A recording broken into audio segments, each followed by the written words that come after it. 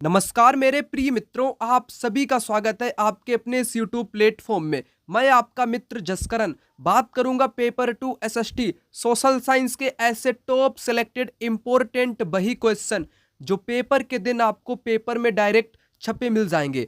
आप सभी को पता होगा पेपर के लिए ज़्यादा टाइम नहीं आपके पास है। सितंबर 2026 को आपका पेपर है, लगभग बहुत कम टाइम आपके पास है। यह वीडियो एक रामबाण वीडियो साबित होगी क्योंकि जितने भी क्वेश्चन यहाँ पर आपको कराने वाला हूँ उन क्वेश्चन से जुड़ी जितनी भी इम्पोर्टेंट जानकारी होगी, जहाँ से एग्जामिनर हमेशा की भांति क्वेश्चन को थोड़ा सा घुमा के उसको नया बना करके आपसे पूछ लेता है। जितने भी क्वेश्चन इस टाइप से एग्जामिनर ने अब तक घुमा घुमा के पूछे हैं वो सभी क्वेश्चन मैं क्वेश्चन से जुड़ी जानकारी के साथ आपको करा दूंगा, ताकि एक क्वेश्चन के माध्यम से अनेक क्वेश्चन उससे संबंधित आपके होते हुए चले। तो इस प्रकार से बहुत सारे क्वेश्चन आपके हो जाएंगे। पेपर से पहले एक अंतिम रिवीजन भी आपका होता हुआ चलेगा। एनएससीईआरटी फैक्ट पॉइंट सब कुछ आपको यहाँ पर पता चल जाएंगे, इसलिए यह वीडियो पेपर के लिए इंपॉर्टेंट रहेगी। आइए शुरू करते हैं।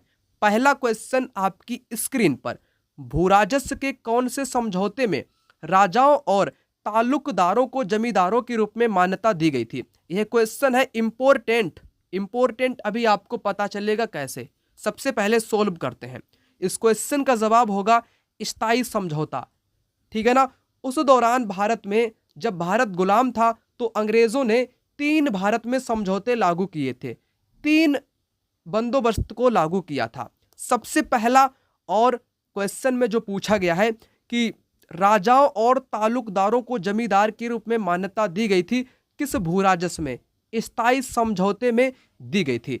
स्थायी समझौता 1793 में लागू किया गया था। कब? 1793 में लागू किया गया था।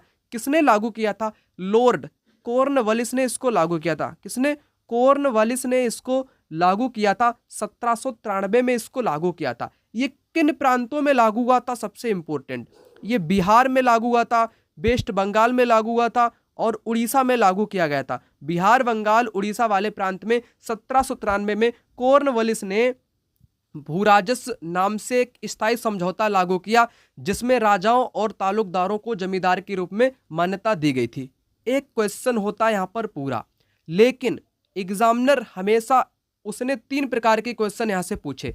एक तो स्थायी पूछेगा जो हमने आपको कंप्लीट बता दिया, दूसरा रैयत पूछेगा, तीसरा महलवारी पूछेगा। अब इनको भी बताता हूँ। रैयतवारी जो है ना, ये दक्षिण भारत में शुरू किया गया था। दक्षिण भारत में शुरू किया था। इसमें डायरेक्ट किसानों से ही कर वसूला जाता था, डायरेक्ट किसानों से ही समझौता इसमें किया गया। ये मद्रास प्रांत दक्षिण भारत में शुरू किया था रीड और मुनरो ने। कौन व्यक्ति था? एक था रीड था, एक था थॉमस मुनरो। इन दोनों व्यक्ति ने इस बंदोबस्त को दक्षिण भारत में लागू किया था। अब तीसरा इंपॉर्टेंट है महलवारी बंदोबस्त, जो कि 1822 में लागू किया था। किसने? होल्ट मैकेंजी ने। होल्ट मैकेंजी ने इसको लागू किया था, 1822 में लागू किया था। उत्तर पश्चिमी प्रांत में, यानी कि उत्तर भारत में इसने लागू किया था। जैसे अपना उत्तर प्रदेश है ना, उस क्षेत्र में इसने लागू किया था। पंजाब है, उत्तर पश्चिमी क्षेत्र है, वहां पर इसने इसको लागू किया था। अब यहां से बहुत सारे अनेकों क्वेश्चन एग्जामिनर ने पूछे विभिन्न वर्षों में। अब उन क्वेश्चन को एक साथ यहां पर आपको कराता हूं। यहाँ पर आप लोग क्वेश्चन को देख पा रहे होंगे। यहाँ पर राजस्व वसूली, महलवारी बंदोबस्त से जुड़ा हुआ क्वेश्चन कथन कारण वाला, यहाँ पर स्थायी बंदोबस्त से जुड़ा हुआ क्वेश्चन। नेक्स्ट आप लोग देख सकते हो यहाँ पर वही क्वेश्चन बंदोबस्त से संबंधित, फिर से वही बंदोबस्त से जुड़ा हुआ क्वेश्चन। अर्थात बहुत सारे क्वेश्चन कथन कारण वाले यहाँ पर आप लोग देख पा रहे हो। बहुत सारे क्वेश्चन बंदोबस्त से पूछे गए हैं। तो बंदोबस्त आप लोग कह सकते हो इम्पोर्टेंट है, क्योंकि पेपर में 1 या 2 क्वेश्चन आपको डायरेक्ट देखने को मिल सकता है। आइए आपका 1 या 2 नंबर यहीं पर पक्का कर देता हूँ। थोड़ी सी थ्योरी आपको जाननी पड़ेगी, मैं आपको सब कुछ यहाँ पर जना दूंगा, सब कुछ आपको बता दूंगा। सबसे पहले बात करते हैं स्थायी बंदोबस्त की। ध्यान से आप लोग समझना। स्थायी बंदोबस्त 1793 में लॉर्ड कॉर्नवालिस द्वारा लागू किया गया था। राजाओं ताल्लुकदारों को जमींदारों के रूप में मान्यता दी गई थी। इसी लाइन से पेपर में क्वेश्चन पूछा गया था। ठीक, जमींदारों को किसानों से लगान वसूलने और कंपनी को राजस्व चुकाने का जिम्मा सौंपा गया था। नेक्स्ट पॉइंट यहाँ पर है, राजस्व इसमें स्थायी था, भविष्य में कभी इसमें इजाफा नहीं किया जाना था। अंग्रेजों को लगता था कि इससे उन्हें नियमित रूप से राजस्व मिलता रहेगा और जमींदार जमीन में सुधार करने के लिए खर्च करेंगे। ऐसा बिल्कुल भी नहीं हुआ था। फिर हम नेक्स्ट यहाँ पर बात करें बंदोबस्त की, जो था आपका महालवाड़ी बंदोबस्त। महालवाड़ी बंदोबस्त 1822 में, ठीक है ना, 1822 में बंगाल प्रेसिडेंसी के उत्तर पश्चिमी प्रांतों उत्तर प्रदेश के लिए होल्ट मैकेंजी ने, किसने, होल्ट मैकेंजी ने 1822 में महालवाड़ी बंदोबस्त को लागू किया था। किस प्रांत में लागू किया था, शायद मिलान वाला भी क्वेश्चन बन सके अब की बार। तो उत्तर पश्चिमी प्रांत, उत्तर भारत में बंगाल के प्रेसिडेंसी के जो उत्तर पश्चिमी प्रांत है, उत्तर प्रदेश, अवध है ना, और पंजाब वाले इलाके में इसने लागू किया था। अब इसमें जिम्मेदारी किसको सौंपी गई थी कि कौन इसमें कर वसूलेगा, तो सबसे इंपॉर्टेंट पॉइंट तो ये वाला है, राजस्व इकट्ठा करने की और कंपनी को अदा करने की जिम्मेदारी जमींदार की बजाय इसमें गांव के मुखिया या गांव के प्रधान को दी गई। पेपर में गांव का प्रधान लिखा मिले या गांव का मुखिया लिखा मिले, दोनों एक ही बात आप लोग समझ लेना, ठीक है ना। गांव के प्रधान या गांव के मुखिया को जिम्मेदारी सौंपी गई थी।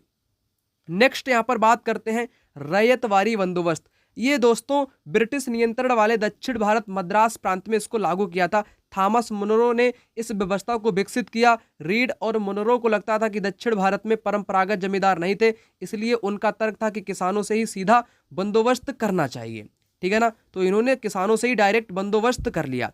अब मैं लगे हाथ आए हुए क्वेश्चन को कराता हूं, फिर मैं आगे तमाम क्वेश्चन की बात करता हूं। एक तो क्वेश्चन ऐसा आया, राजस्व वसूली व्यवस्था महालवारी बंदोबस्त की शुरुआत होल्ट मैकेंजी ने की थी, करेक्ट।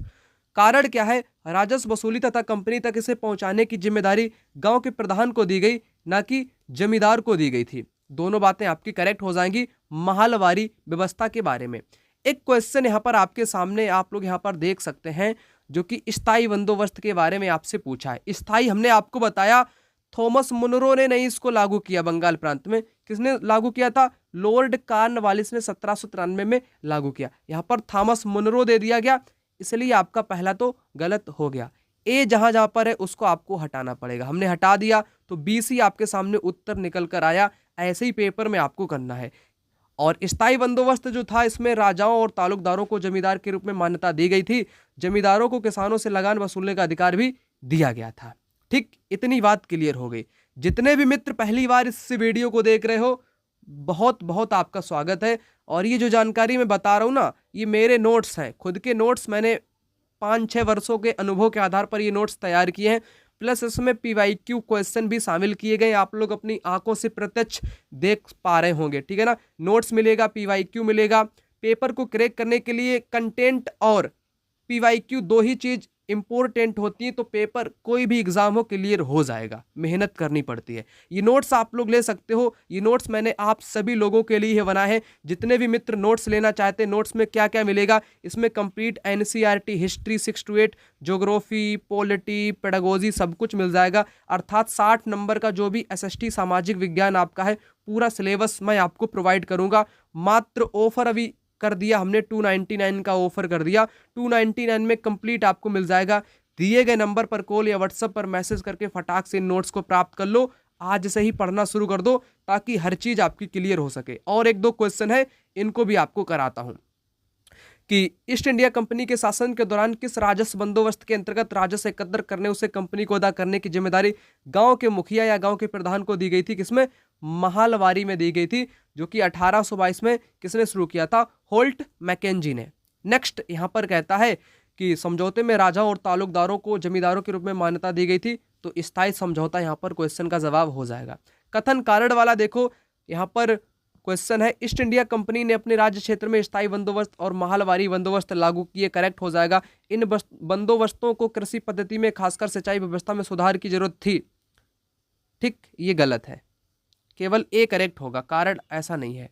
फिर एक क्वेश्चन और आता है, रीड और मुनरो का तर्क था कि दक्षिण में सीधे किसानों के साथ बंदोबस्त करना चाहिए। बिल्कुल, रीड और मुनरो को लगता था उत्तर से भिन्न दक्षिण में परंपरागत जमींदार नहीं थे, करेक्ट। ये लाइन हमने आपको बताई है, दोनों करेक्ट हो जाएंगे। फिर बहुत सारे क्वेश्चन है, ठीक उसी प्रकार से आपके सोल्व हो जाएंगे। अगला क्वेश्चन आपकी स्क्रीन पर, निम्नलिखित में से कौन सा क्षेत्र प्राचीन काल में मगध के नाम से जाना जाता था? गंगा का दक्षिणी क्षेत्र, गंगा यमुना के मध्य का क्षेत्र, गंगा का उत्तरी क्षेत्र, यमुना तथा चंबल के मध्य का क्षेत्र। इस क्वेश्चन का राइट आंसर हो जाएगा गंगा का जो दक्षिणी क्षेत्र था, इसको प्राचीन काल में मगध के नाम से जाना जाता था। मगध जो कि एक महत्वपूर्ण महाजनपद था, मगध के विकसित होने में वहाँ की फसलों का महत्वपूर्ण योगदान है, धान का महत्वपूर्ण योगदान रहा है, और वहाँ की लोहे की खदानें उपयोग में लाई गई थी खेत को जोतने के लिए, और गंगा का मैदान उपलब्ध था, इसलिए वहाँ का क्षेत्र कैसा था? उपजाऊ था। इसलिए दोस्तों गंगा का जो दक्षिणी क्षेत्र था प्राचीन काल में, उसको मगध के नाम से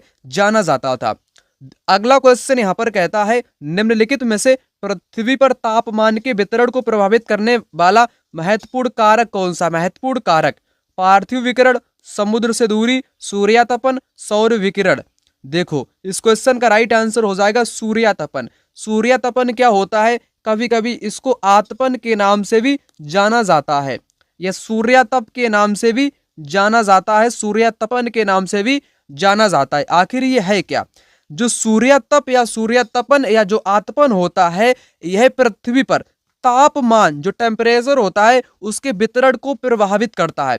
कहीं पर अधिक है, कहीं पर ज्यादा है, ये क्यों होता है उसको आप लोग समझ लो। जैसे सूर्य है, सूर्य से जो किरणें आती हैं, सूर्य की जो रोशनी आती है, सूर्य से जो ऊष्मा आती है पृथ्वी पर आती है, पृथ्वी क्या कर लेती है? पृथ्वी उसको रोक लेती है। क्या करती है? पृथ्वी सूर्य की ऊर्जा को रोक लेती है ना, पृथ्वी रोक लेती है, वही सूर्यातप कहलाता है, वही आतपन कहलाता है, जो कि वितरण को प्रभावित करता है टेम्परेचर के।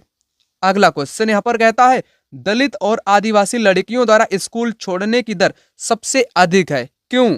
लड़कियों के लिए अलग स्कूल मिलने के कारण, शिक्षा का लाभ लड़की के ससुराल वालों को मिलने के कारण, क्योंकि उनके माता पिता शिक्षा को महत्व नहीं देते हैं, गरीबी और सामाजिक भेदभाव के कारण।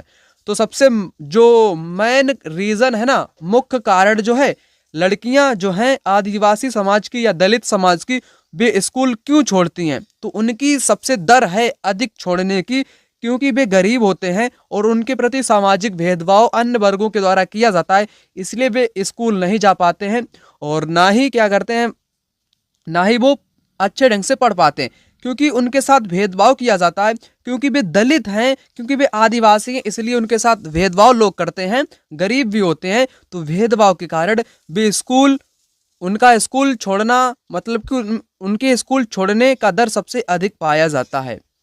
उसके बाद अगला क्वेश्चन यहाँ पर कहता है, नीचे दिए गए कथन पर विचार कीजिए, सत्ता के दुरुपयोग की रोकथाम के लिए भारतीय राज्य कई नियंत्रण और संतुलन रखता है।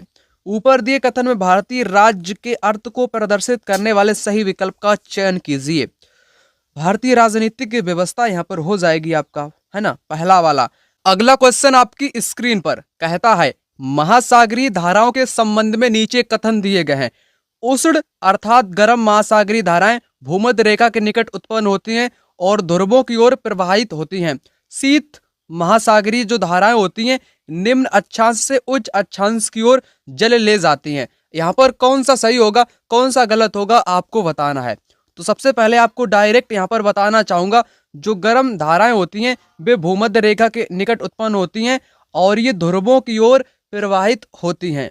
किस ओर प्रवाहित होती हैं? ध्रुवों की ओर प्रवाहित होती हैं। यह बात यहाँ पर सही दी गई है। शीत जो ठंडी धाराएं होती है ना, ये निम्न अक्षांश से उच्च अक्षांश की ओर नहीं जाती हैं, बल्कि उच्च से निम्न की ओर जाती हैं, उच्च से निम्न की ओर जाती हैं। इसको आप कैसे समझोगे, ठीक है ना, मैं अच्छे ढंग से आपको समझाने का प्रयास करूंगा, ठीक है ना। तो यहाँ पर दूसरा गलत हुआ, पहला सही हुआ। पहला सही है, दूसरा गलत है। पहला सही है, दूसरा गलत है। डी ऑप्शन इस क्वेश्चन का राइट जवाब हो जाएगा। इसको समझने के लिए आपको नोट्स में ले चलता हूं। अब आप लोग यहाँ पर अच्छे ढंग से समझना, महासागरीय धाराएं आपकी दो प्रकार की होती है, एक होती है गर्म और दूसरी होती है ठंडी। जो गर्म होती है, गर्म धारा भूमध्य रेखा के निकट उत्पन्न होती है। भूमध्य रेखा आपको पता होगा किसको बोलते हैं? विषुवत रेखा, यानी कि 0 अक्षांश डिग्री वाली रेखा को भूमध्य रेखा बोलते हैं। क्योंकि भूमध्य रेखा के आसपास का जो क्षेत्र होता है वो हमेशा गर्म रहता है। क्यों गर्म रहता है? जो सूर्य होता है ना, सूर्य की किरणें हमेशा इसके क्षेत्र में पड़ती रहती हैं, इसलिए इस वाले क्षेत्र को उष्णकटिबंध के नाम से जानते हैं। क्योंकि यहाँ पर भयंकर गर्मी होती है, भयंकर तापमान पड़ता है, भयंकर ऊष्मा यहाँ पर पड़ती रहती है सूर्य की, इसलिए यह क्षेत्र कैसा होगा? आप कहोगे यह क्षेत्र गर्म होगा भूमध्य रेखा के निकट। तो भूमध्य रेखा का निकट क्षेत्र कैसा है? गर्म है। तो वहां की जो धाराएं होंगी या समुद्र होंगे वे कैसे हो जाएंगे? अब आप कहोगे कि गर्म हो जाएंगे, तो वही तो मैं आपको समझाने का प्रयास कर रहा हूं। जो सागर ऊपर होंगे यानी कि निम्न अक्षांश, जो उच्च अक्षांश पे होंगे, यहाँ पर जो सागर होंगे, यहाँ पर सूर्य की किरणें नहीं पड़ती है, यहाँ पर ठंडा क्षेत्र रहता है, तो यहाँ पर आपकी ठंडी धाराएं होंगी। ऊपर वाले क्षेत्र में ठंडी धाराएं होंगी, यहाँ वाले क्षेत्र में, बीच वाले क्षेत्र में कैसी होंगी? गर्म होंगी। इतना आपने यहाँ पर समझ लिया। और उसके बाद एक और पॉइंट आपको समझाना चाहूंगा। गर्म आपकी बीच में हो जाएंगी, ये गर्म जलधारा है। जो गर्म धाराएं होती हैं ये किस ओर जाती हैं? ये उच्च अक्षांश की ओर जाती हैं, यानी कि ऊपर जाएंगी या नीचे जाएंगी, ऊपर जाएंगी या नीचे जाएंगी। अर्थात बीच वाला क्षेत्र निम्न अक्षांश का होता है, ये उच्च अक्षांश की ओर जाने का प्रयास करती हैं। और इसके विपरीत अगर मैं ठंडी की बात कर लूं, ठंडी आपकी कहां पर होती है? यहाँ पर होगी और यहाँ पर होंगी ठंडी। ठंडी धाराएं कहां पर जाएंगी? ये निम्न, उच्च से निम्न की ओर जाएंगी, उच्च से निम्न की ओर जाएंगी। आशा करता हूं आपने समझ लिया होगा। देखो, ध्रुवों की ओर प्रभावित होती है गर्म, बीच वाली ये गर्म धारा है, ये किस ओर जाएगी? ऊपर की ओर जाएगी, यानी कि ध्रुवों की ओर, नीचे जाएगी ध्रुवों की ओर। इतना आपने समझा। लेब्राडोर ठंडी है, जबकि गलम स्ट्रीप धारा गर्म धारा है। उसके बाद ठंडी धारा के बारे में, ठंडी धारा ध्रुवों या उच्च अक्षांशों से निम्न अक्षांश की ओर बहती है, यानी कि ऊंचे वाला क्षेत्र जो है ये वाला इससे बीच की ओर जाती है, ठीक है ना, इस प्रकार से बहती हैं। जहां पर ठंडी व गर्म धाराएं मिलती हैं वह दुनिया का ऐसा क्षेत्र मत्स्य क्षेत्र माना जाता है। जापान का आसपास का क्षेत्र ऐसा है और उत्तर अमेरिका का पूर्वी तट है जहां पर ठंडी व गर्म धाराएं मिलती हैं। जहां गर्म व ठंडी धाराएं मिलती हैं वहां कुहरे का मौसम बनता है जो नौ संचालन में बाधा उत्पन्न करता है। तो धाराओं के बारे में मैंने आपको कंप्लीट जानकारी बताई। नोट्स अभी तक आपने नहीं लिया है तो नोट्स आप लोग ले लेना। इस नंबर पे कॉल करना 9696400597। मिनिमम प्राइस में आपको नोट्स प्रोवाइड कराऊंगा। क्वेश्चन का राइट आंसर क्या होगा? फोर्थ वाला हो जाएगा, ये गलत है, पहला वाला सही हो जाएगा। अगला क्वेश्चन यहाँ पर कहता है संचार माध्यम के संदर्भ में निम्नलिखित कथनों में से कौन सा गलत है? यहाँ पर आपको गलत बताना है। संचार माध्यम यानी कि जो मीडिया है ना उसके बारे में, जन संचार का लोगों तक जानकारी पहुंचाना एक महत्वपूर्ण कार्य है, ये तो सही दिया गया है। आपको गलत वाला बताना है। संचार माध्यम की कार्य प्रणाली में नियमित सरकारी हस्तक्षेप रहता है, रेगुलर जो गवर्नमेंटल जो कंट्रोल रहता है। क्या ये बात सही है? ये बात सही नहीं है, नियमित नहीं रहता है, जब कभी हो जाए तो हो जाए। विज्ञापनों द्वारा धन कमाया जाता है, ये तो बात सही है। एडवर्टाइज से क्या किया जाता है?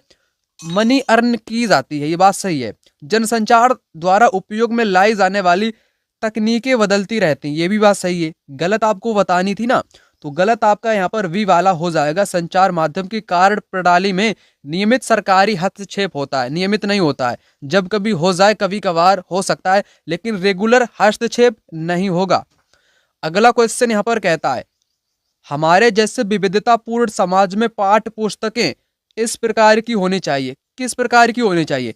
वे बच्चों को अच्छा नागरिक बनाने के सरकार के दृष्टिकोण को प्रतिबिंबित करें, वे विवादित मुद्दों से दूर रहें, सभी क्षेत्रों व सामाजिक समूह का उनसे जुड़ाव हो, अलग अलग क्षेत्रों के लिए अलग अलग पाठ्य पुस्तकें हों।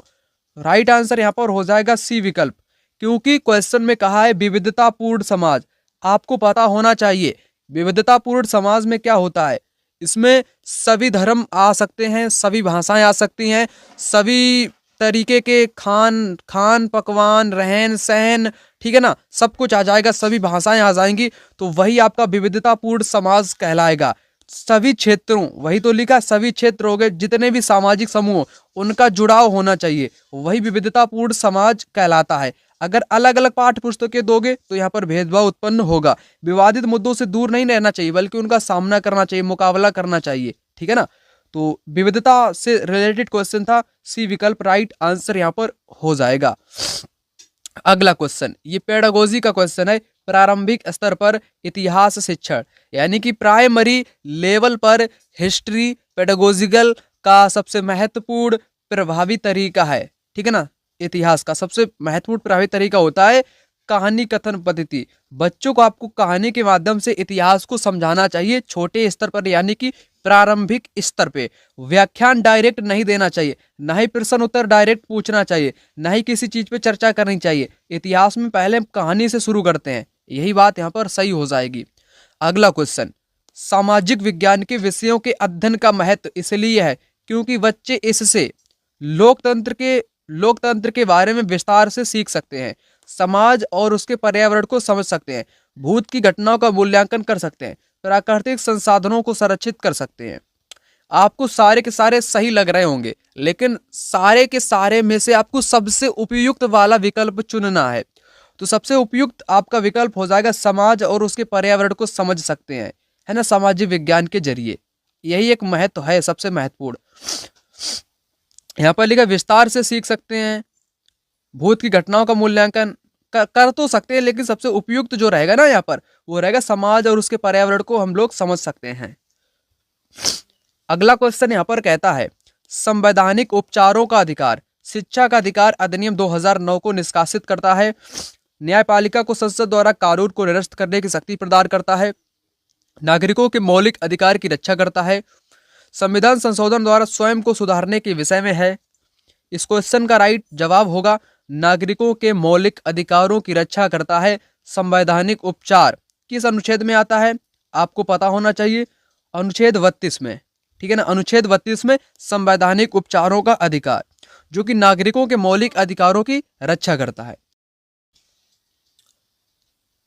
अगला क्वेश्चन यहां पर कहता है हिंदू उत्तराधिकार संशोधन अधिनियम 2005 मृतक पिता की संपत्ति में समान अधिकार प्रदान करता है। तो 2005 का एक ऐसा कानून है, किसी की पत्नी के पति की मृत्यु के उपरांत तो उसकी जो संपत्ति रहेगी उस संपत्ति में पुत्र का हिस्सा होगा और पुत्री का भी हिस्सा होगा और उस पत्नी यानी कि उस माता का भी उसमें हिस्सा होगा। तो इतना ही है आपके 2005 के हिंदू उत्तराधिकारी संशोधन अधिनियम में। तो राइट आंसर क्या होगा यहाँ पर, पत्नी पुत्र पुत्रियों, पहला वाला राइट आंसर इस क्वेश्चन का हो जाएगा। अगला क्वेश्चन यहाँ पर कहता है दिए गए लक्षणों ए और बी के आधार पर ऊर्जा स्रोत की पहचान करें। यह एक परंपरागत ऊर्जा का स्रोत है। यह ऊर्जा स्रोत तब निर्मुक्त होती है जब अपरिष्कृत तेल को धरातल पर लाया जाता है। यहाँ पर इस क्वेश्चन का राइट आंसर आपको बताना है। तो राइट आंसर क्या होगा, जो प्राकृतिक गैस होती है, नेचुरल गैस होती है ना, ये एक परंपरागत ऊर्जा का स्रोत है। अब आप कहोगे कि परंपरागत क्या होता है, मुझे तो मालूम नहीं है, ठीक है ना, तो इसको भी आपको समझाऊंगा। निर्मुक्त होती है, अपरिष्कृत तेल को धरातल पर लाया जाता है, वो है प्राकृतिक गैस। तो सबसे पहले आप लोग समझ लो परंपरागत, परंपरागत के साथ एक शब्द और आप लोग जोड़ लेना, अनवीकरण। अनवीकरण शब्द को भी आप लोग जोड़ लेना या ऐड कर लेना, दोनों एक ही बातें होती हैं, ठीक है ना। परंपरागत ऐसे स्रोत होते हैं जिनको बनने में लाखों वर्ष का टाइम लगता है, इनका निर्माण होने में दोस्तों लाखों वर्षों का टाइम लग जाता है। जब पृथ्वी पर उथल पुथल होता है, जीव जंतु या वनस्पतियां दब जाती हैं, जिसके फलस्वरूप इसमें ताप व दाब पड़ता है, तब ये तेल वगैरह पेट्रोल या खनिज में बदल जाते हैं। वही आपका अनवीकरण कह लो या परंपरागत कह लो, ठीक है ना।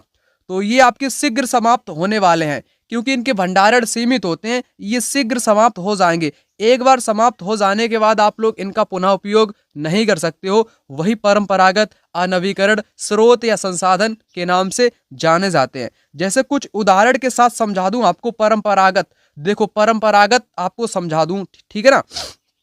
तो पेट्रोल आपका कैसा हो जाएगा, परंपरागत हो जाएगा। खनिज तेल कैसा हो जाएगा, ये भी आपका हो जाएगा। प्राकृतिक गैस भी कैसी हो जाएगी, ऐसी हो जाएगी। ईंधन भी ऐसा हो जाएगा। इनको एक बार खत्म करने के बाद दोबारा आप प्रयोग में नहीं ला सकते हो। और इसके विपरीत होता है एक अपरंपरागत। अपरंपरागत, अपरंपरागत जिसको क्या बोलते हैं, जिसको नवीकरण के नाम से जानते हैं। जो नवीकरण होता है ना, उसको अपरंपरागत बोलते हैं। नवीकरण ये कभी समाप्त नहीं होते हैं, जैसे जल ऊर्जा, पवन ऊर्जा, ज्वारीय ऊर्जा, सौर ऊर्जा। यहाँ पर आपको बताना चाहूंगा परंपरागत स्रोत के बारे में। देखो, खनिज तेल हो गया परंपरागत, प्राकृतिक गैस हो गई परंपरागत, उसके बाद ईंधन हो गया परंपरागत, और कोयला हो गया परंपरागत। कोयला से हानि क्या होती है? प्रदूषण उत्पन्न करता है, परिवहन के लिए भारी होता है।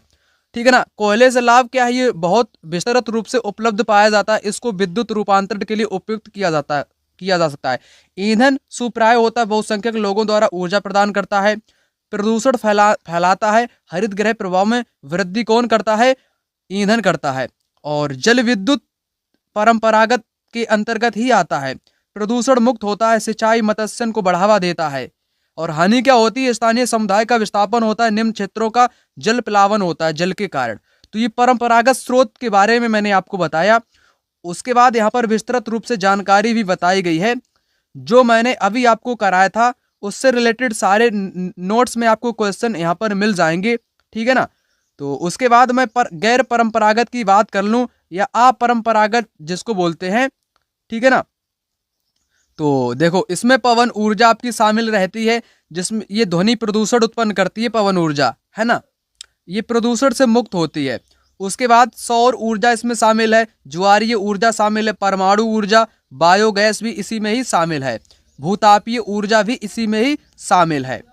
ठीक है ना। तो इनसे रिलेटेड एग्जाम में क्वेश्चन भी आया करता है, क्वेश्चन आपको इन्हीं नोट्स में मिल जाएंगे। अगला क्वेश्चन आपकी स्क्रीन पर, वन अधिकार कानून 2006 अपने शीर्षक में कौन सी श्रेणी के अधिकारों को स्वीकारता है? राइट जवाब यहाँ पर हो जाएगा अनुसूचित जनजातियों को स्वीकारता है। और दलित, दलित नहीं, अल्प, हाँ दलित, दलित भी इसमें आपके स्वीकारे जाते हैं। और अनुसूचित जनजातियों 2006 का एक वन अधिकार कानून है, जिसमें शीर्षक में कौन सी श्रेणी के अधिकार हैं? उसमें अनुसूचित जनजातियों के अधिकारों को स्वीकारता है। उसके बाद अगला, ऋतुएं निम्नलिखित में से किस कारण से होती हैं? बहुत बार एग्जाम में आया हुआ क्वेश्चन है, तो डायरेक्ट आपको बता दूं राइट आंसर, पृथ्वी का परिक्रमण और एक ही दिशा में उसके अक्ष का झुका होना ऋतुओं में परिवर्तन का एक मुख्य कारण माना जाता है। देखो कैसे आपको बताऊं परिक्रमण क्या होता है और घूर्णन क्या होता है।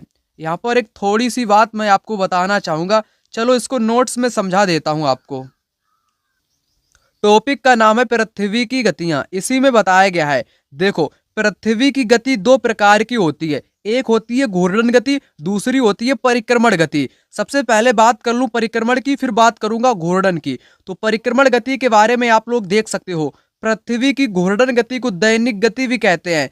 ठीक है ना। पृथ्वी का अपने अक्ष पर घूमना ही घूर्णन कहलाता है। और घूर्णन गति के कारण ही पृथ्वी पर दिन व रात होते हैं। जो पृथ्वी है वो अपने अक्ष पर घूमती रहती है, जिस कारण पृथ्वी पर क्या होते हैं? डे एंड नाइट होती है, यानी कि दिन व रात किस कारण से होते हैं? तो घूर्णन गति के कारण पृथ्वी पर दिन व रात होती है। पृथ्वी अपने अक्ष पर घूमने में 24 घंटे का समय लेती है, यानी कि घूर्णन का टाइम कितना होता है? 24 घंटे का होता है। अगर पृथ्वी घूमे ना, यानी कि घूर्णन ना करे, तो सूर्य के एक तरफ वाले भाग में हमेशा दिन होगा, जिस कारण उस भाग में लगातार गर्मी बढ़ेगी, दूसरे भाग में हमेशा अंधेरा रहेगा, जहां पर हमेशा ठंड पड़ेगी, तो जीवन संभव नहीं हो पाएगा। मैंने घूर्णन गति के बारे में आपको बताया। तो घूर्णन गति के कारण दिन रात होते हैं, वही परिक्रमण गति के कारण ऋतुओं में बदलाव होता है। सूर्य के चारों ओर पृथ्वी की गति को परिक्रमण गति कहते हैं। जो सूर्य है ना, जो सूर्य है, पृथ्वी उसका चक्कर लगाती रहती है, वही आपको कहलाता है परिक्रमण गति। इसे वार्षिक गति कहते हैं, क्योंकि वर्ष में कंप्लीट होती है, 365 दिन का लगभग टाइम लगता है। ठीक है ना। ऋतुओं में परिवर्तन किस कारण से होता है? तो परिक्रमण गति के कारण ही ऋतुओं में परिवर्तन होता है। यहाँ पर लिखा है ऋतुओं में परिवर्तन परिक्रमण गति के कारण होता है। पृथ्वी पूरे कक्ष में एक ही दिशा में झुकी हुई होती है, जो कि ऋतुओं में परिवर्तन का कारण होता है। यही से एग्जाम में क्वेश्चन आया था। नोट में मैंने लिखा घूर्णन गति के कारण दिन रात होते हैं, परिक्रमण गति के कारण ऋतुओं में परिवर्तन होता है। महत्वपूर्ण है, इसी लाइन से एग्जाम में बार बार क्वेश्चन आए हुए हैं। क्वेश्चन आप लोग यहाँ पर देख सकते हो, नोट्स में सारे क्वेश्चन आपको चैप्टर वाइज मिल जाएंगे। जितने भी नए लोग इस वीडियो को देखेंगे, वे सारे लोग, आपकी स्क्रीन पर मोबाइल नंबर शो हो रहा होगा, यहाँ पर लिख दूं 9696400597, इस नंबर पे आप लोग कॉल कर सकते हो या व्हाट्सएप पर मैसेज कर सकते हो। मिनिमम प्राइस में आपको यही सब कुछ नोट्स प्रोवाइड कराऊंगा, जो कि कंप्लीट रहेंगे, चैप्टर वाइज रहेंगे, सभी वर्षों के पीवाईक्यू आपको मिल जाएंगे। तो इस क्वेश्चन का राइट आंसर मैंने आपको यहाँ पर क्या बताया, यहाँ पर बताया पृथ्वी का परिक्रमण और एक ही दिशा में उसके अक्ष का झुका होना जो कि ऋतुओं में परिवर्तन का मुख्य कारण होता है। तो इस क्वेश्चन का राइट आंसर आपका ऑप्शन डी यहाँ पर हो जाएगा। उसके बाद यहाँ पर बात कर लेते हैं अगले क्वेश्चन की। अगला क्वेश्चन यहाँ पर कहता है कॉमन एरा क्या है? कॉमन एरा, ठीक है ना, कॉमन एरा आदेश जारी करने के लिए सरकार द्वारा स्वीकृत भारतीय era, Hindu era, Islamic era के सम्मिश्रण से विकसित नया एरा, ऐतिहासिक घटनाओं का अध्ययन करने का नया एरा, क्रिश्चियन एरा, है ना। ये कैसा एरा है? ये क्रिश्चियन एरा है, ईसाई वाला एरा है जो अब दुनिया के अधिकांश हिस्सों में स्वीकृत है। इस क्वेश्चन को समझाने के लिए आपको 2 से 3 पॉइंट बताना चाहूंगा। देखो, सीए जिसको बोलते हैं कॉमन एरा, अब दुनिया में महत्वपूर्ण मतलब कि इसको माना जाता है किसी भी तिथि को लिखने के लिए, ठीक है ना। कॉमन एरा अब दुनिया में स्वीकृत है जिसको कॉमन एरा सीए के नाम से जानते हैं। वीसी क्या होता है? इसको बोलते हैं बिफोर क्राइस्ट। बिफोर क्राइस्ट यानी कि ईसा पूर्व, बिफोर क्राइस्ट के नाम से जानते हैं, ईसा मसीह के जन्म के पहले का टाइम बिफोर क्राइस्ट। और मैं बात कर लूं एडी की, अगर एडी आपको दिखा मिले, एडी का मतलब होता है एनो डामिनी यानी कि वर्तमान वाला जो हम लोग समय दिखाएंगे। जैसे हमको यहाँ पर दिखाना है 2025 को, 2025 को कैसे लिखेंगे? 2025 एडी लिखेंगे, या 2025 सीए भी लिख सकते हैं। कॉमन एरा यानी कि अब तो स्वीकृत है कॉमन एरा भी इसको लिख सकते हैं, ठीक है ना। वही मैंने आपको बताने का प्रयास किया है। अगला क्वेश्चन, सभी भारतीयों को मतदान का अधिकार होना चाहिए चाहे उनका सामाजिक आर्थिक स्तर कुछ भी हो। यह विचार किसके द्वारा रखा गया है? तो यह विचार महात्मा गांधी के द्वारा रखा गया है, ठीक है ना। मतलब कि चाहे गरीब हो चाहे अमीर हो, वोट देने का अधिकार सभी को है, चाहे जैसा भी उनका आर्थिक स्तर हो। तो यह महात्मा गांधी का कथन है। पहला वाला राइट आंसर हो जाएगा एम.के. गांधी, महात्मा गांधी, ठीक है ना। डॉक्टर राजेंद्र प्रसाद भारत के कौन थे? पहले भारत के कौन थे? कमेंट बॉक्स में कमेंट करके बताओ। राजेंद्र प्रसाद भारत के पहले कौन से मंत्री थे? ठीक है ना, ये क्या थे पहले? Doctor B R. अंबेडकर के बारे में आपको जानते हो। संविधान सभा के अध्यक्ष कौन थे? भाई आपको यहीं पर उत्तर मिल जाएगा, कमेंट बॉक्स में आपको कमेंट करके बताना है। अंबेडकर संविधान सभा के कौन से सदस्य थे, और डॉक्टर राजेंद्र प्रसाद संविधान सभा के कौन से सदस्य थे, और ये मंत्री दोनों रह चुके हैं, आपको बता देना है। जवाहरलाल नेहरू जो कि प्रारूप समिति के अध्यक्ष थे, जो कि भारत के पहले प्रधानमंत्री भी जवाहरलाल नेहरू ही बने, और 1929 में लाहौर अधिवेशन की अध्यक्षता भी जवाहरलाल नेहरू ने ही की थी, है ना, जिसमें पूर्ण स्वराज की मांग की थी, ठीक है ना। तो एम.के. गांधी यहाँ पर राइट आंसर हो जाएगा। कमेंट बॉक्स में आपको राजेंद्र प्रसाद और अंबेडकर के बारे में बता देना है। उसके बाद अगला क्वेश्चन, संविधान के किस अनुच्छेद के अंतर्गत अप्रसन्नता के कारण किसी अयोग्यता को लागू करना कानून के अनुसार एक दंडनीय अपराध है? अनुच्छेद 17। अप्रसन्नता का उन्मूलन, छुआछूत का उन्मूलन अनुच्छेद 17 में किया गया है। और अनुच्छेद 15 किससे रिलेटेड है? किसी भी व्यक्ति के साथ आप भेदभाव नहीं कर सकते हो, जन्म के आधार पे या लिंग जेंडर के आधार पे, जाति के आधार पे। भेदभाव का उन्मूलन किस में किया गया है? अनुच्छेद 15 में किया गया है। अनुच्छेद 21 मालूम है जीवन संरक्षण है, स्वतंत्रता अधिकार, बहुत अधिकार इसमें शामिल किए गए, शिक्षा का अधिकार भी आता है, ठीक है ना। तो आपने समझ लिया। उसके बाद अगला क्वेश्चन है आपका, पृथ्वी को भू आब के रूप में क्यों वर्णित किया जाता है? निम्नलिखित में से सही विकल्प चुनिए। पृथ्वी 2/3 सतह से जल से ढकी हुई है। जीवन के लिए अनुकूल परिस्थितियां केवल पृथ्वी पर पाई जाती है। पृथ्वी ध्रुवों के पास थोड़ी चपटी है। पृथ्वी ना तो अधिक गर्म है ना तो अधिक ठंडी है। मुख्य आपसे पूछा भूआब, भूआब का मतलब जियोइड। जियोइड पृथ्वी को क्यों बोलते हैं? इसका एक ही कारण है, वो कारण है जो अपनी पृथ्वी है, जो बीच वाला क्षेत्र है, ये बीच वाले क्षेत्र में उभरी हुई है, और जो ध्रुव है ऊपर वाले और नीचे वाले ध्रुव हैं, ध्रुवों पे ये चपटी है। कैसी है? चपटी हुई है। इसीलिए पृथ्वी को भू आब बोलते हैं। क्या बोलते हैं? भू आब बोलते। ध्रुवों के पास थोड़ी चपटी होने के कारण पृथ्वी को भू आब के नाम से जानते हैं। उसके बाद अगला क्वेश्चन, आईने अकबरी के विषय में निम्नलिखित कथनों में से कौन सा कथन सही है? आईने अकबरी से बार बार एग्जाम में क्वेश्चन आता है, तो यहाँ पर क्लियर कर दूं आईने अकबरी है क्या। एक पेज मैंने यहाँ पर छोड़ा था, वो है ही नहीं यहाँ पर, ठीक है ना। तो आईने अकबरी बताऊं आपको। आईने अकबरी को लिखा किसने? अबुल फजल ने लिखा है। पहली बात कंफर्म हो जानी चाहिए, अबुल फजल ने इसको लिखा है। यह आईने अकबरी तीसरा पार्ट है, थर्ड पार्ट है। किसका थर्ड पार्ट है? अकबरनामा का थर्ड पार्ट है। अब आप कहोगे कि अकबरनामा कहाँ से आ गया, इसको भी सबसे पहले ही समझा देता हूँ। अकबरनामा, अकबरनामा एक किताब का नाम है जिसकी रचना अबुल फजल ने की थी। यह किताब 3 भागों में बांटी गई है। पहले भाग में अकबर के पूर्वज का वर्णन है, पहले भाग में अकबर के पूर्वज, दूसरे में अकबर की शासन की घटनाओं का वर्णन है, और तीसरे पार्ट को आईने अकबरी बोलते हैं। क्या बोलते हैं? तीसरे वाले को आईने अकबरी बोलते हैं। आईने अकबरी में पद, वेतन, सैनिक, रख रखाव सारा का सारा इसी में आता है। तो आईने अकबरी तीसरा पार्ट है ना। तो इसमें क्या होगा? इसमें होगा आपके अकबर के प्रशासन के विविध पहलुओं के विषय में संपन्न सांख्यिकी विवरण प्रस्तुत करती है। पहला सही हो जाएगा। ये अकबरनामा शीर्षक के अंतर्गत अकबर के शासन का इतिहास 3 भागों में से पहला भाग नहीं है, ये तीसरा भाग है, थर्ड पार्ट है। अकबर के पूर्वज का वर्णन तो पहले पार्ट में है, शासन की घटनाएं दूसरे पार्ट में है। ये मिर्जा हाकिम के द्वारा नहीं लिखा गया है, अबुल फजल के द्वारा लिखा गया। किसके द्वारा? अबुल फजल के द्वारा लिखा गया है। इसको बेहतरीन ढंग से नोट्स में समझाने का प्रयास करता हूं। यहाँ पर आप लोग देखना, अकबरनामा एक किताब है। अकबरनामा की रचना अबुल फजल ने की थी। अबुल फजल अकबर का मित्र व दरबारी लेखक था। अकबरनामा के 3 पार्ट है। पहला है पहली जिल्द में अकबर के पूर्वज, दूसरी जिल्द में अकबर की शासन की घटना है, तीसरी जिल्द जिसको आईने अकबरी के नाम से जानते हैं।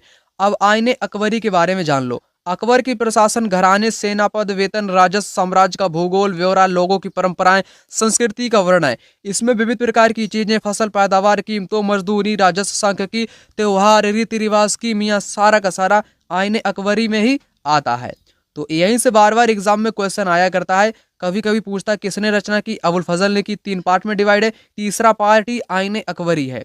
और आईने अकबरी में क्या क्या है? सारा कंटेंट आ जाता है, राजस्व, पद, वेतन, सैनिक, रख रखाव सारा का सारा इसी में आ जाता है, सांख्यिकी विवरण। आईने अकबरी से एग्जाम में बार बार क्वेश्चन आता है। जैसे आईने अकबरी का आप यहाँ पर देख ही पा रहे होगे, ठीक है ना। तो मैंने सब कुछ आपको बता दिया है। आईने अकबरी से क्वेश्चन यहाँ पर भी आया हुआ है। उसके बाद अकबरनामा से यहाँ पर क्वेश्चन आया हुआ है। सारा कंटेंट आपको कहाँ पर मिलेगा? इन्हीं नोट्स में आपको मिल जाएगा। इसलिए कहता हूँ नोट्स जितने भी लोगों ने अभी तक नहीं लिए हैं, आप लोग नोट्स को अवश्य रूप से ले लेना। नंबर आपकी स्क्रीन पर शो हो रहा होगा।